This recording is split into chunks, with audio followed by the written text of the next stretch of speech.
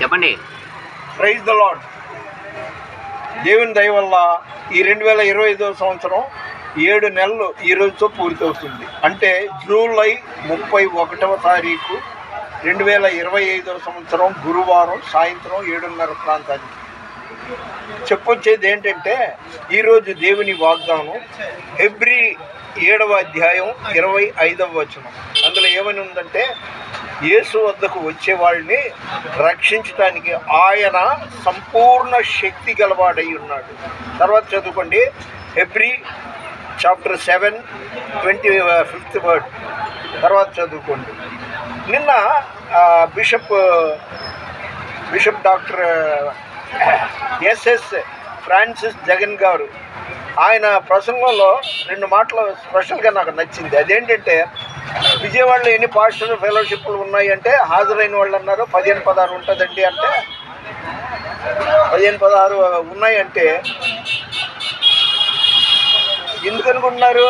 ఆ మెంబర్ని ఉద్ధరించడానికి కాదు, వాళ్ళ నాయకత్వాన్ని పబ్లిక్కి చాటుకోవటానికి. ఏది ఎగ్జిక్యూటివ్ మెంబర్స్ ఉంటారే వాళ్ళు నేను ప్రెసిడెంట్, నేను సెక్రటరీ అని పబ్లిక్కి తెలియచేసుకోవటానికి కానీ ఫెలోషిప్ మరి దేనికి ఉపయోగపడదు అన్నాడు. బాగుంది, కరెక్టే ఆ మాట.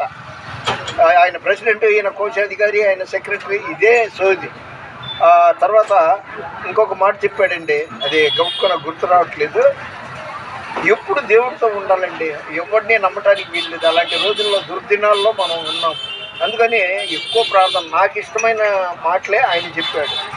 ఎప్పుడూ ప్రార్థన చేస్తూ ఉండండి, దేవుడు మనకి అనుక్షణం తోడుకు ఉన్నాడు, ఆయనకు మనం ఎంతో రుణపడి ఉన్నాం.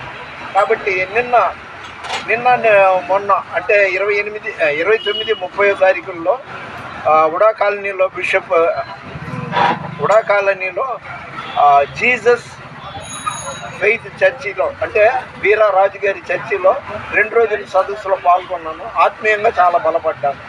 ఇప్పటి వరకు నేను జీవించున్నానంటే ఇవాటికి 7 నెలలు దేవుని కృప. దేవునికి నేను ఎంతో రుణపడి ఉన్నాను. ఒకవేళ నేను బ్రతికి ఉంటే ఇక కంటిన్యూ చేస్తాను ఈ వీడియో చిత్రీకరించిన వారిని, ఈ వీడియో యూట్యూబ్లో చూస్తున్న వారిని దేవుడు సమృద్ధిగా దీవించునుగాక. ప్లీజ్ నన్ను ప్రోత్సహించండి, పెద్దవాడిని, మీకు దీవెనగా ఉంటుంది.